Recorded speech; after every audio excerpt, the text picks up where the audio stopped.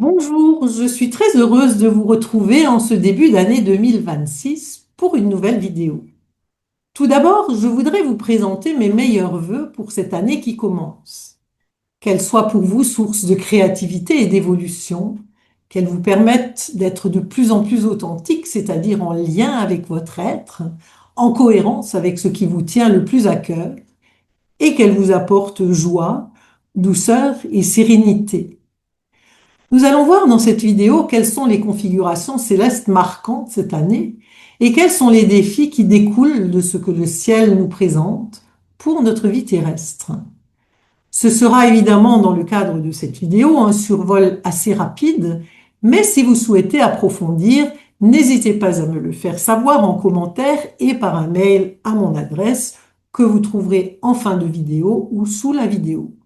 Si plusieurs d'entre vous sont intéressés, j'organiserai volontiers un atelier pour préciser les défis en fonction des signes astrologiques, ce qui vous permettra de les personnaliser, ces défis, et de voir quels sont les éléments qui seront importants pour vous cette année. Une année qui a déjà fait couler beaucoup d'encre et de salive et qui est souvent présentée comme une année de passage très positive. Voici ce qu'écrit l'astrologue Fabrice Pascaud dans un article que l'on trouve sur son site. Je le cite. Dans son livre intitulé L'avenir du monde selon l'astrologie, publié en octobre 1993, André Barbeau pronostiquait ceci. 2025-2030, la meilleure période du siècle. L'on y voit réunies toutes les conditions qui donnent un souffle prodigieux à l'histoire, portée au suprême. Quelle heureuse odyssée nous est réservée! Cette entrée du second quart du siècle porte le cachet de l'accomplissement d'un nouvel âge de l'humanité. Économie prospère, coopération pacifique, tout est réuni pour que soit vécu un Éden. Fin de la citation d'André Barbeau et Fabrice Pascaud continue. 31 ans nous séparent de ce pronostic et il s'en est passé depuis. De prime abord, et vu l'état du monde actuel, mettre des bémols à cette partition prévisionnelle apparaît comme la première des prudences. Fin de citation que vous pourrez trouver sur le site de Fabrice Pascaud. Le lien est là sur la vidéo. Et en effet, on ne peut que donner raison à Fabrice Pascaud. On peut mettre plus qu'un bémol à cette prévision vraiment très optimiste de celui qui fut cependant un très grand astrologue du XXe siècle et qui, par exemple, annonça longtemps avant une possible pandémie en 2020. Mais il serait évidemment merveilleux que sa prévision se réalise. Mais pourquoi une prévision si optimiste? Sans doute notamment parce qu'en 2026, à partir de juillet, nous aurons une configuration astrale des planètes lentes exceptionnelle et particulièrement harmonieuse, avec des aspects de sextile et de trigone, donc des aspects harmonieux, tous au même degré, au 5e degré des signes où elles se trouvent, c'est-à-dire avec des aspects quasi exacts, donc plus forts, des aspects qui relient toutes les planètes lentes en même temps. Ces aspects existent en réalité déjà en partie en ce début d'année, mais ils sont encore loin d'être exacts. Par contre, en juillet, le 15 juillet, nous aurons un aspect exact de sextile entre Neptune et Uranus à 4 degrés 24. Le 18, Pluton et Uranus seront en trigone à 4 degrés 30, un aspect qui se reformera de manière exacte le 29 novembre. Le 20 juillet, Neptune sera au trigone de Jupiter à 4 degrés 22. Le 20 toujours, seul aspect tendu, celui de Pluton opposé à Jupiter à 4 degrés 26. Nous y reviendrons. Le 21 juillet, c'est Uranus et Jupiter qui formeront un aspect de sextile à 4 degrés 38. Jour où Saturne va commencer à former un trigone à Jupiter, un peu plus tard dans la journée, trigone qui sera exact le 31 août, à 13 degrés 41 cette fois. Et le 25 juillet, Pluton sera au sextile exact à 4 degrés 20 de Neptune, aspect qui se reformera le 16 septembre. C'est-à-dire qu'en juillet, toutes les planètes lentes seront harmonieuses à l'exception de l'opposition Jupiter-Pluton, et ce, sur le même degré, sauf pour Saturne. La question qui se pose est, qu'allons-nous faire de cette harmonie céleste? Le ciel propose et l'homme dispose. Et effectivement, comme le dit Fabrice Pasco, quand on voit l'état actuel du monde, il est vraiment très difficile d'imaginer que tout va se résoudre comme par enchantement d'un coup de baguette magique d'ici à juillet. Et puis, est-ce que les aspects harmonieux pourraient être utilisés par ceux qui ont mis en œuvre à partir de 2020 le chaos actuel, moment où la configuration planétaire présentait notamment le fameux amas Jupiter-Saturne-Pluton en Capricorne dont nous avons déjà beaucoup parlé? Rien n'est impossible. Par exemple, le thème de Landru est un thème globalement plutôt harmonieux, harmonie qu'il a mise au service des instincts les plus bas, ce tueur en série. Ou alors, ces aspects serviront-ils le peuple? Espérons-le. En dépit d'un ciel aux apparences assez harmonieuses, l'amas de 2020 que je viens d'évoquer, donc Jupiter, Saturne, Pluton en Capricorne, est tout à fait en phase avec la mise en place de nos événements terrestres de 2020, notamment avec la gestion calamiteuse du Covid, essentiellement faite de répression, de privation de liberté, d'obligation, de punition, de culpabilisation et surtout de toutes sortes de manipulations et de mensonges, en accord parfait avec un Capricorne et un amas plutonien Jupiter-Saturne-Pluton dans leur côté le plus sombre évidemment. On peut cependant remarquer que ce qu'on appelle l'indice cyclique était bas, c'est-à-dire que toutes les planètes lentes se trouvaient très proches les unes des autres, alors que cet indice est en train de remonter et remontera jusqu'en 2032.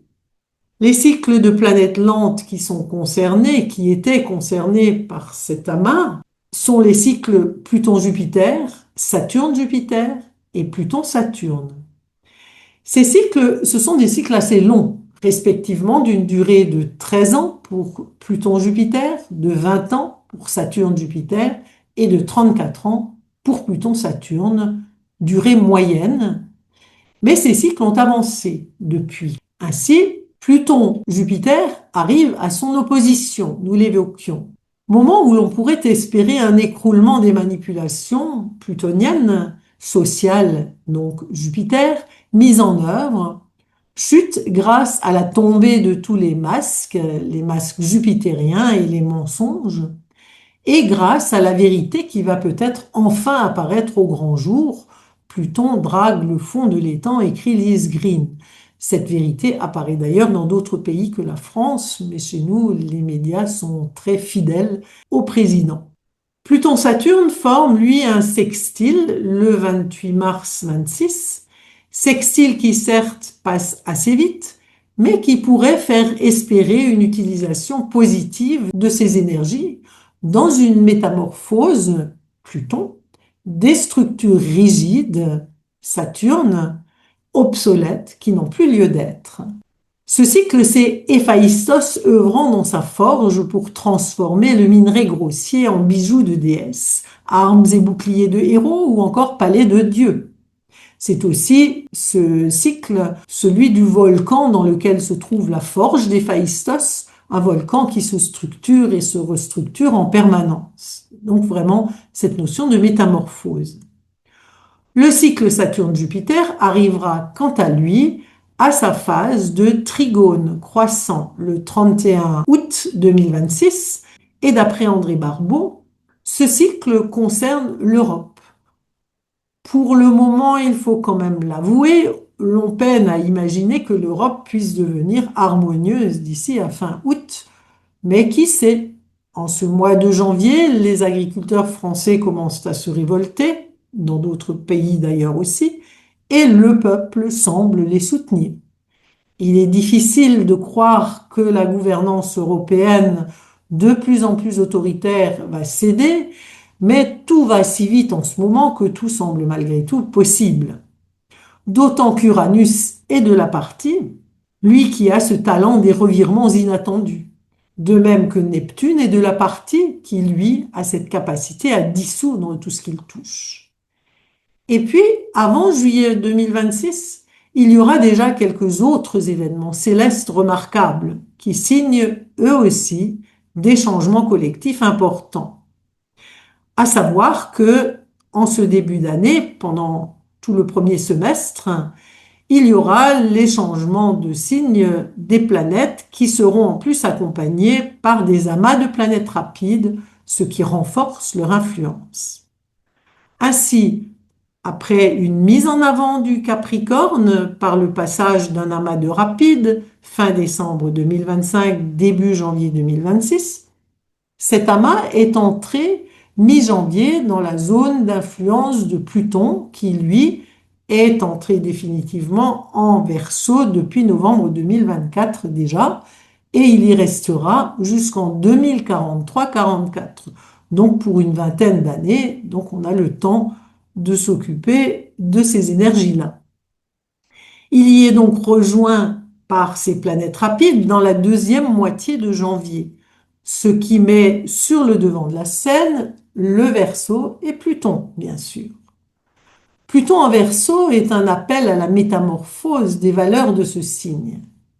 Mais Pluton nous entraîne souvent sur les rives de l'absurde là où il se trouve.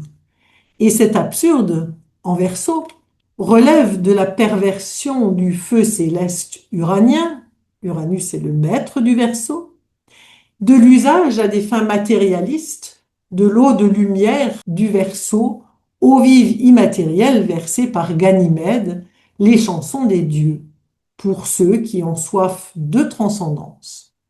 Si le sujet vous intéresse, il y a un article sur mon site datant de février 2021 qui est en accès libre. Pluton était en Verseau notamment au moment de la Révolution française.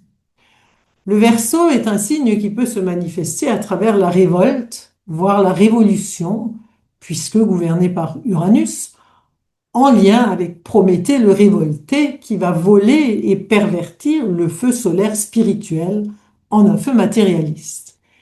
Cette mise en avant de Pluton en Verseau pourrait donc aboutir à de la violence, à un durcissement des différentes postures. On le voit bien actuellement dans l'ensemble du monde. Mais sur un plan plus lumineux, Pluton en Verseau pourrait aussi nous conduire, individuellement et collectivement, à des métamorphoses plutoniennes visant à nous laisser désaltérer et nourrir par l'eau vive des dieux pour incarner dans la matière, dans notre quotidien, une parcelle de feu céleste, celle qui rend chacun de nous unique. Chacun occupant ainsi sa place singulière en coopération avec les autres, avec l'ensemble de l'humanité, dans une optique de fraternité. Si ce sujet vous intéresse, sachez qu'il y a en vente dans la boutique de mon site, dans l'onglet Approfondissement, 3 vidéos, des cours-conférences sur l'entrée de Pluton en Verseau, avec ses aspects positifs et ses versants négatifs, également avec son influence lors de ses transits en maison et sur les planètes dans un thème. Neptune, lui, va quitter les Poissons pour de bon et entrer définitivement en Bélier le 26 janvier 2026. Il y était déjà un petit peu entre mars et octobre 25 et il y restera jusqu'en 2038-39, donc pour environ 13 ans. Il y sera rejoint par Saturne le 14 février, qui restera jusqu'en mai 2028 en Bélier, donc pendant environ 2 ans et demi. Ici, vous avez le thème du 20 février, où Neptune et Saturne, qui sont en conjonction non exacte depuis un certain temps déjà, se rencontreront pour de bon le 20 février à 0,45 du Bélier.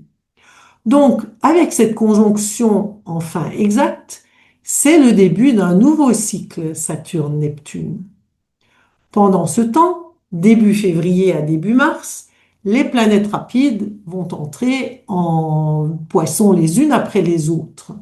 Et puis, en mars-avril, les rapides rejoignent progressivement le Bélier, qu'ils vont valoriser ainsi, en même temps qu'ils valoriseront cette fameuse conjonction Saturne-Neptune, qui, elle, les colore. Et puis, ils rejoignent aussi Chiron, qui est lui aussi en Bélier depuis un certain temps déjà, et qui va d'ailleurs entrer en Taureau cette année. Durant toute cette période, il y aura donc un mélange de feu et d'eau, d'une part avec les signes des Poissons eau et du Bélier feu, et d'autre part avec la présence de Neptune, planète d'eau, sous la maîtrise de Mars, planète de feu, et maître du Bélier, signe de feu. Un mélange qui pourrait être explosif, mais qui peut aussi donner l'élan pour agir dans le sens de l'idéal neptunien, ou qui pourrait conduire, dans un autre sens, à se battre, Mars, contre des moulins à vent, c'est-à-dire des illusions neptuniennes, à travers des combats pour des raisons fumeuses ou de mauvaises causes. La conjonction Saturne-Neptune, quant à elle, est caractéristique du mythe de Protée, le vieux de la mer, fils de Neptune qui habite l'île de Pharos, où se dresse un magnifique phare qui guide les marins perdus. Protée est un devin et il nous indique la voie de l'intuition, voire de la voyance, c'est-à-dire la voie de l'intériorisation et du lien au monde subtil. Cette conjonction est donc une opportunité à développer les qualités extrasensorielles, même suprasensorielles, c'est-à-dire à accueillir les messages du monde invisible, neptunien, grâce à un alignement intérieur représenté par la verticalité saturnienne du phare. Là aussi, un article datant de décembre 2010 est en accès libre sur mon site et un enregistrement vidéo de près de 3 heures est en vente dans la boutique, onglet approfondissement aussi. Cette conjonction est aussi celle qui a présidé à la chute du mur de Berlin en 1989, c'est-à-dire qu'il y a une énergie de dissolution, Neptune, des structures saturniennes qui n'ont plus lieu d'être. Ce cycle a une durée d'environ 36 ans et il concerne particulièrement les mouvements collectifs, idéologiques ou religieux, c'est-à-dire neptuniens, également des phénomènes de contagion, des épidémies, etc.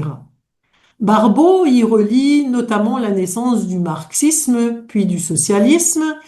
Il y associe la révolution russe, puis la fin de l'ère stalinienne, enfin la déstalinisation qui aboutira à la chute de l'URSS en 1989. Nous verrons comment les choses évolueront côté Russie à partir de février et de manière plus large, à voir aussi quelles structures s'effondreront et quelles structures plus adaptées et plus lumineuses, si possible, se construiront peu à peu. Sachant quand même que ces deux planètes sont des planètes froides, planètes de terre pour Saturne et d'eau pour Neptune. La terre, c'est froid et sec et l'eau, c'est froid et humide. Et si Neptune est à même de dissoudre les structures de Saturne, l'influence de ces deux planètes peut aussi, à l'inverse, se durcir, Saturne durcissant Neptune. André Barbeau écrit encore: le courant neptunien saturnisé tend à prendre un caractère sauvage en se durcissant, en libérant une puissance concentrée, radicale, systématique ou extrémiste. Il est donc naturel que la conjonction de ces deux planètes puisse escorter des poussées collectives révolutionnaires, finissant par s'assimiler en particulier aux manifestations d'une extrême gauche. Fin de citation extraite de Bilan des cycles planétaires, le cycle Saturne-Neptune, que j'ai trouvé sur le site d'André Barbeau, mais je ne sais pas si ça existe encore. À voir. En plus, en Bélier, on peut penser que cette dureté pourrait vraiment devenir explosive. Bélier amenant lui aussi une forme de dureté. D'autant qu'à peine démarré, ce nouveau cycle se fera dans un contexte qui valorisera assez rapidement Uranus le révolutionnaire, en même temps que le Verseau est valorisé par la présence de Pluton, comme nous l'avons vu tout à l'heure.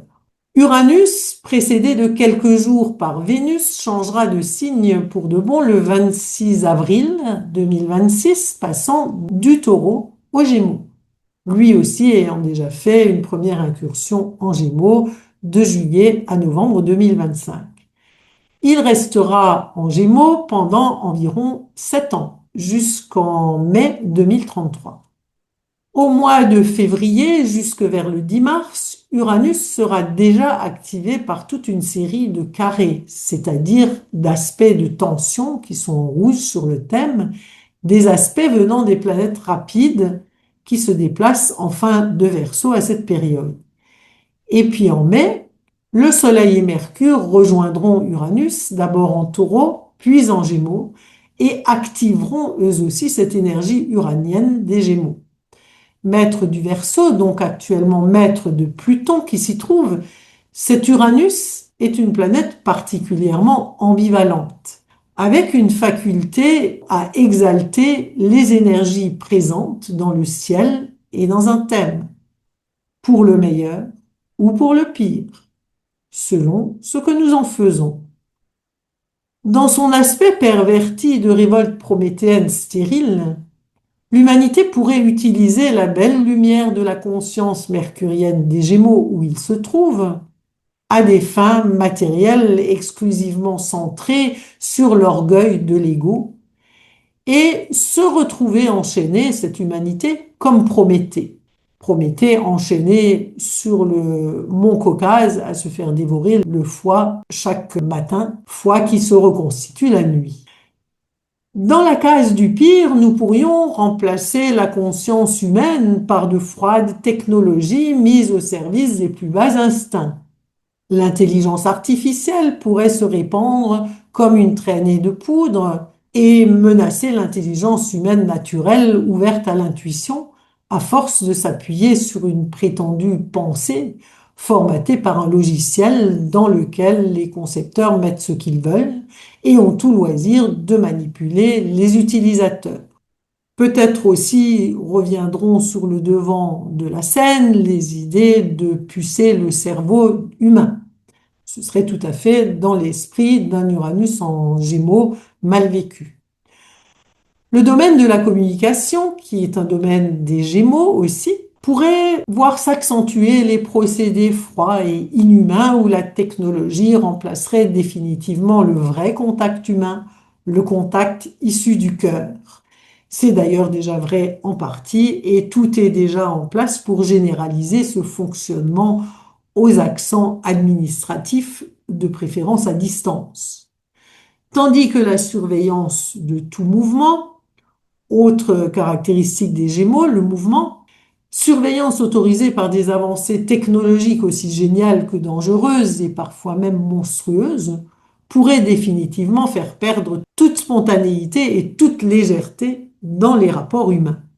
Tableau bien sombre, je vous l'accorde, et loin d'être exhaustif, mais que nous pouvons peut-être encore contrer en nous concentrant sur le meilleur de cette configuration, qui est de l'ordre du développement d'une lucidité et d'une conscience lumineuse, nourrie par cette belle eau vive de la transcendance du Verseau, belle eau vive versée par Ganymède évoquée précédemment.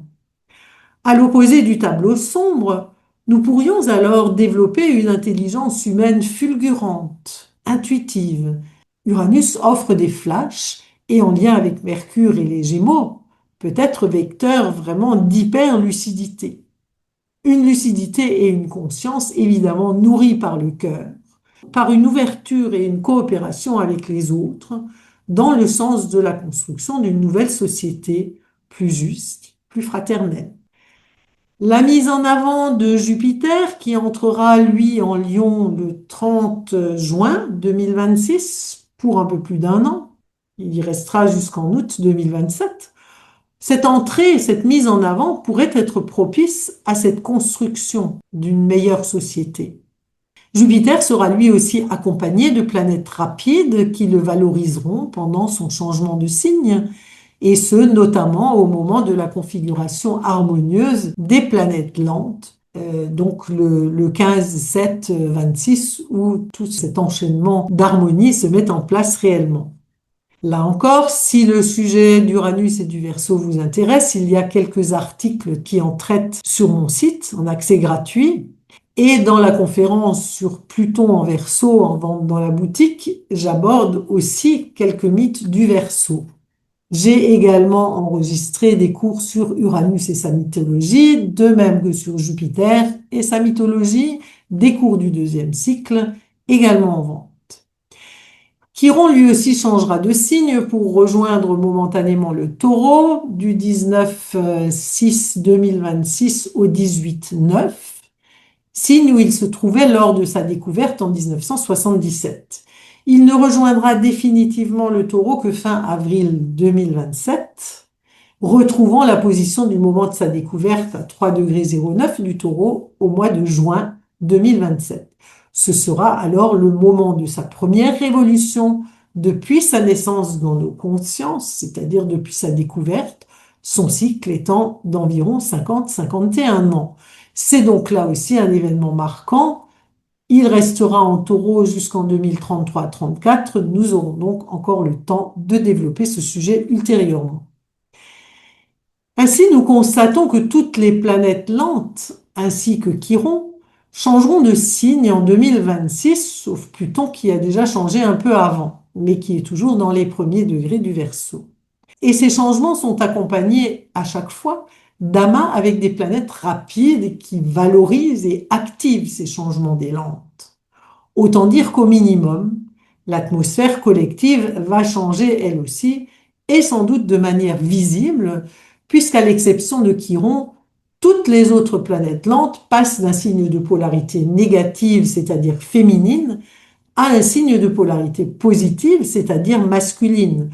Collectivement, nous entrons donc dans un temps où les valeurs masculines d'action, d'initiative, de sens de l'entreprise, etc., prendront le dessus sur les valeurs féminines plus réceptives et passives.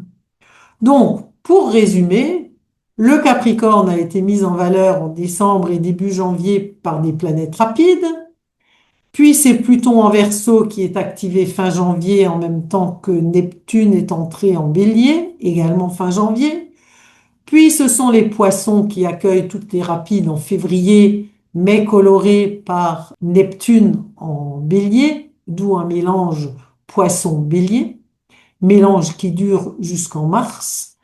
Et vers fin mars, c'est le Bélier qui prend le dessus, mais néanmoins toujours avec la coloration neptunienne qui demeurera durant un certain temps, tout le temps où Neptune est en Bélier en fait. Enfin, Jupiter fera son passage en Lion fin juin et l'harmonie des lentes au même degré sera parfaite mi-juillet et devrait donc marquer la suite de l'année. Tous ces changements célestes importants du premier semestre 2026 permettent, malgré la situation chaotique dans laquelle nous nous trouvons à l'heure actuelle encore, d'espérer des changements notables et donc peut-être que l'harmonie exceptionnelle du deuxième semestre entre les planètes lentes engendrera malgré tout un revirement salutaire qui, ne nous le cachons pas, prendra sans doute du temps à se mettre vraiment en place, mais qui au moins devrait s'amorcer. C'est en tout cas ce que j'espère pour vous, pour nous tous, pour 2026. Il paraît que la foi déplace les montagnes. Alors profitons pleinement de la configuration de Protée le devin pour développer cette foi transformatrice. Que la lumière de la conscience mercuro-uranienne en Gémeaux vienne éclairer et nourrir notre vie, et que nous trouvions le courage, avec le Bélier, d'opérer individuellement les métamorphoses intimes nécessaires à une transformation collective vers plus de coopération, de fraternité et d'amour. Bonne année 2026 à tous! Je suis bien sûr consciente que dans cette vidéo, je n'ai fait qu'effleurer les effets de ces changements de signes, des planètes lentes et des configurations de l'année. Si vous le souhaitez, je le répète, je suis prête à approfondir avec vous en organisant un atelier ou même plusieurs, par exemple en soirée, pour parler plus précisément de l'impact des nouvelles positions planétaires sur les autres signes et pourquoi pas selon votre thème si le groupe n'est pas trop nombreux. Dites-moi en commentaire et envoyez-moi votre adresse mail si vous êtes intéressé. Cela me permettra de vous tenir au courant en précisant les modalités. Et puis, ça vous permettra de recevoir régulièrement ma lettre d'information sur mes activités et publications, notamment la sortie d'articles ou de livres. Je me permets d'ailleurs de vous rappeler l'existence de mon ouvrage en 2 tomes sur Pluton à travers le mythe d'Orion, mais qui regorge également de toute une série d'autres histoires mythologiques, notamment aussi sur Prométhée, donc le côté uranien, dans le premier volume, et sur Neptune dans le second volume. Il est temps maintenant de vous remercier de votre écoute et de votre intérêt pour mon travail et de vous quitter. Si vous avez apprécié cette vidéo, merci de cliquer sur le petit pouce bleu, de vous abonner à ma chaîne, c'est gratuit, ça peut aider à la rendre un peu plus visible et j'en aurais bien besoin pour faire connaître mes activités et mes recherches. Faites connaître cette chaîne à vos amis si vous pensez que ça peut les intéresser. Commentez ci-dessous si le cœur vous en dit. Promis, je lis tous les commentaires et j'y réponds. Et c'est aussi une aide que vous pouvez m'apporter pour faire connaître mes travaux. Et si vous avez envie d'approfondir votre connaissance de l'astrologie, allez visiter mon site. Vous y trouverez une foule d'articles et de vidéos. Merci à vous. Bonne année 2026 et à bientôt. Au revoir.